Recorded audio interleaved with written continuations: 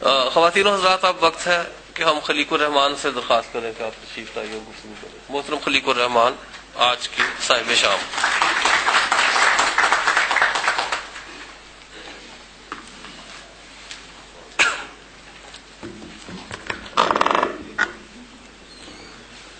جناب صدر، مہمانان خصوصی، میرے بہت محترم جناب آفتاب اقبال شمیم صاحب، جن کی محبتوں کا میں ہمیشہ مقروض رہوں گا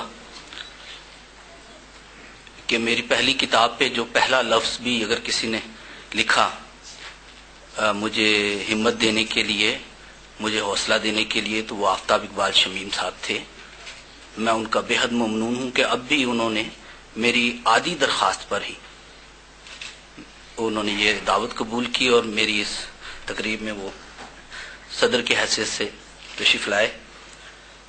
بہت محترم اپنے افتخار عارف صاحب، جو بہت ہی باظرف اور بہت ہی محبت کرنے والے انسان ہیں، ایک بہت خوبصورت فنکار ہیں، اور اس کا میں نے 2 ہی روز پہلے ایک محفل میں ان کا ظرف دیکھا. میں اب اس کا ذکر شاید وہ اچھا نہ سمجھیں، لیکن انہوں نے ایک بہت ہی عمدہ ایک ریمارکس پاس کیے، اور وہ انہوں نے جو کردار ادا کیا وہاں پہ میں اس کا بہت ہی، تو اس حوالے سے. اور منشا یاد صاحب جو میرے بڑے ماموں بھی ہیں اور بہت ہی خوبصورت و بہت ہی گہرے فنکار ہیں، میں نے ان سے بہت کچھ سیکھا ہے، ان سے بہت کچھ حاصل کیا ہے، اور جو بھی کچھ مجھے توفیق ہوئی ہے لکھنے کی، وہ میں سمجھتا ہوں کہ ان کی حوالے سے اور حلقہ ارباب ذوق کے حوالے سے کہ اس سے میں نے چلایا. جو یہ بات کہہ رہے تھے انجم خلیق کے میں نے یہ اس تقریب کو کس طرح ارینج کیا، تو میں ان سے یہ کہنا چاہ رہا تھا کہ یہ بنیادی بات یہ کہ میں نے حلقے کی 10 سال مزدوری کی ہے، اور اس کا ہی نتیجہ ہے کہ میں ان کاموں کو میں کوئی آر نہیں سمجھتا، اور اپنا کام جو ہے وہ اپنا ہی ہوتا ہے، تو اس میں کوئی حرج نہیں تھا، اور میں ان کو زحمت بھی نہیں دینا چاہتا تھا. انہوں نے یہ بہت محبت کی کہ انہوں نے اتنا تعاون کیا، اتنی محبت کی، تو یہ سب سلسلہ.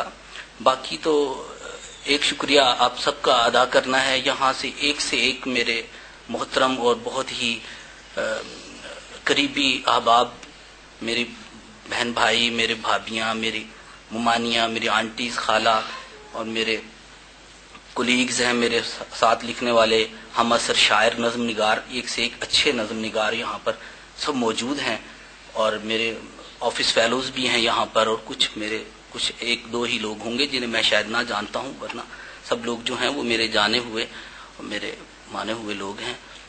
میں آپ سب کا شکریہ ادا کرنا چاہتا ہوں. دوسری بات یہ ہے کہ جو لکھنے کا عمل ہے وہ میں اس کو ایک عجیب پیچیدہ عمل ہے. بعض دوستوں نے یہ کہا کہ آپ کی کتاب دوسری کتاب جلدی آ گئی، حالانکہ اسے 2.5 سال کا عرصہ تو لگا ہی، تو 2.5 سال میں ایک کتاب تو کم از کم لکھنے والے کو اگر تسلسل سے لکھتا رہے تو وہ آ ہی جانی چاہیے. وہ میری کتاب آئی تھی، تو یہ کوئی اتنی اچنبے کی بات نہیں ہے، لیکن یہ ہے کہ اگر آپ مسلسل لکھتے رہیں اور درمیان میں ایک گیپ بھی آتا ہے تو وہ اتنا ہی طویل عرصہ اس کا گزر جاتا ہے. اب یہ دوسری کتاب کے بعد بمشکل ہی مجھے بہت عرصہ گزر گیا اس کتاب کو، اور مشکل ہی 2-4 نظمیں میں لکھ پایا ہوں گا. تو اب جب مجھے یہ اسپیل آئے گا کوئی تو شاید میں بہت ساری نظمیں لکھ جاؤں، لیکن اس دوران وہ سلسلہ رہتا ہے، کچھ جو ٹوٹ گیا تو پھر وہ ٹوٹ جاتا ہے. جو بات ہے کہ مجھے ان تقریب کا، ایسی تقریبات کا جو ایک عجیب تجربہ ہوتا ہے، جن کے ساتھ یہ کتابوں کی تقریب ہوتی ہے، وہ یہ سمجھتے ہوں گے کہ آپ جب اپنی کتاب پیش کر دیتے ہیں اور آپ یہ سمجھتے ہیں کہ بس ایک کتاب دے دی، لوگوں نے پڑھ لی، لیکن جب وہ اپنے مضامین میں ان خاص جگہوں کی نشاندہی کرتے ہیں جنہیں آپ سمجھتے ہیں کہ لوگوں نے سرسری طور پر پڑھ کر نظر انداز کر دیا ہوگا، اور وہ اتنی گہرائی سے اس جگہ کو وہ چھوتے ہیں. اپنے مضامین میں دوستوں نے بات کی ہے، اور میں انہیں داد بھی دیتا رہا دل ہی دل میں، اور حیران بھی ہوتا رہا کہ یہ باتیں یوں ہی لوگوں کی نظر سے نہیں گزر جاتی اور آپ کو احساس بھی نہیں ہو رہا ہوتا، لیکن دراصل وہ ہر کوئی اپنی جگہ پر اس کے بارے میں سوچ رہا ہوتا ہے. تو یہ بڑی ایک بات ہے. جو بنیادی بات میری سمجھ میں آئی وہ یہی کہ جی خلیق کے ہاں جو ہے وہ ایک معصومیت ہے، ایک حیرت ہے، ایک رومانویت ہے، اور یہ جو بنیادی یہ وہ چیزیں ہیں اگر آپ لکھنے والے ہیں تو لامحالہ وہ چیز آپ کے اندر سے جاتی نہیں ہے. شاید آپ 60 سال 70 سال کی عمر تک بھی چلے جائیں تو بھی جو چیز آپ کی طبیعت کی، آپ کی فطرت کا حصہ ہے، وہ شاید اس سے نہ وہ جان چھڑا سکے.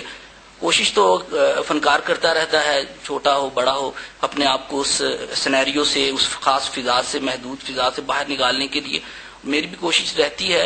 اور یہ کوئی شعوری طور پر زیادہ کیا بھی نہیں جا سکتا، آپ کتنا اسے کر سکتے ہیں، شاید اس میں مصنوعیت پیدا ہو جاتی ہو اس وجہ سے بھی.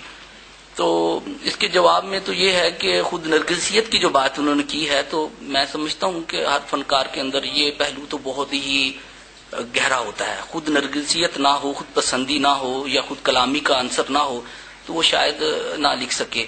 تو یہ بات تو موجود رہتی ہے. اور میں شکر گزار ہوں کہ دوستوں نے میری خامیوں کی طرف، میری خوبیوں کی طرف تو ظاہر ہے انہوں نے محبت میں بھی بات کی ہوگی. میں تو اس چیز کا ہی حلقے کی تربیت کے باعث ہم رہتے ہیں کہ جی ہمیں بتایا جائے، ہمیں کچھ ہماری چند چیزوں کی طرف نشاندہی کی جائے اور ہم سیکھیں.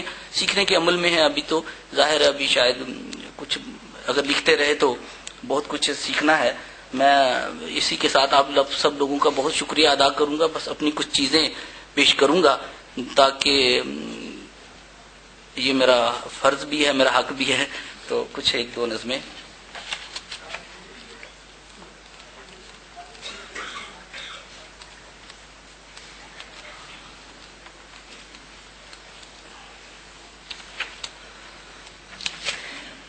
ایک نظم جو میں نے زمین کے عنوان سے لکھی تھی اس کی طرف میں توجہ دوستوں کی چاہتا ہوں، جو میں نے 8 اکتوبر کے زلزلے کے حوالے سے لکھی تھی.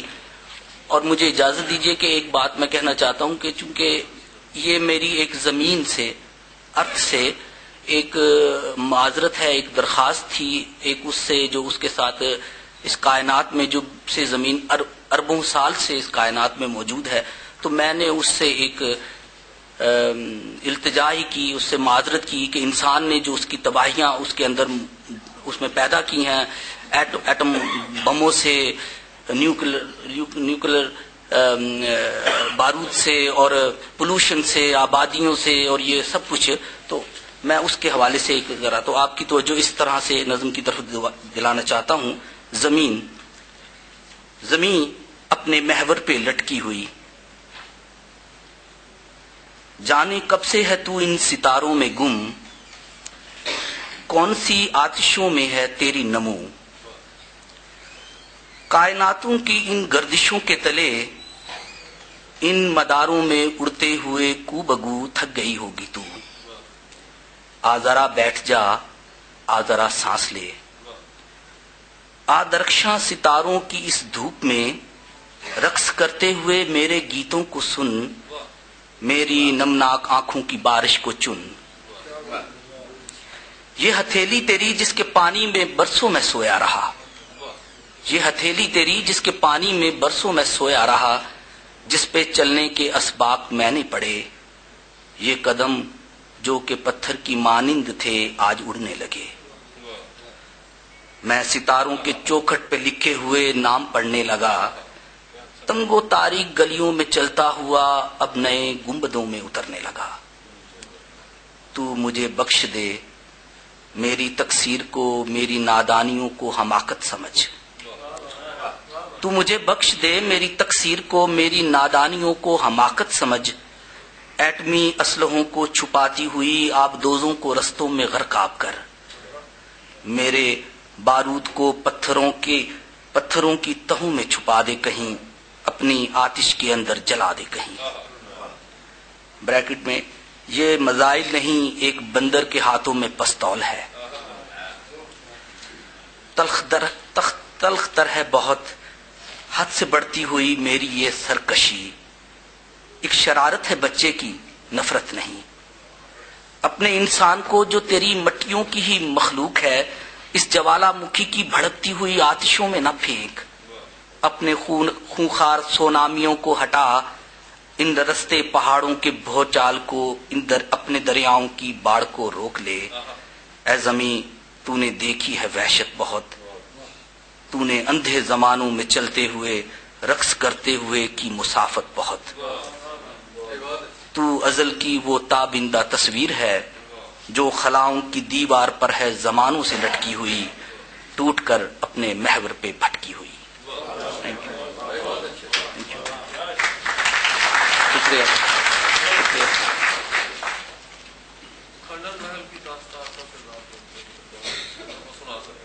اچھا،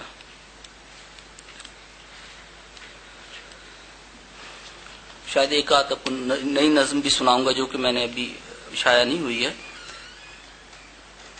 کھنڈر محل کی داستان کا کردار بنتے ہوئے نظم کا عنوان ہے: دفینہ تھا کئی گمنام صدیوں کا،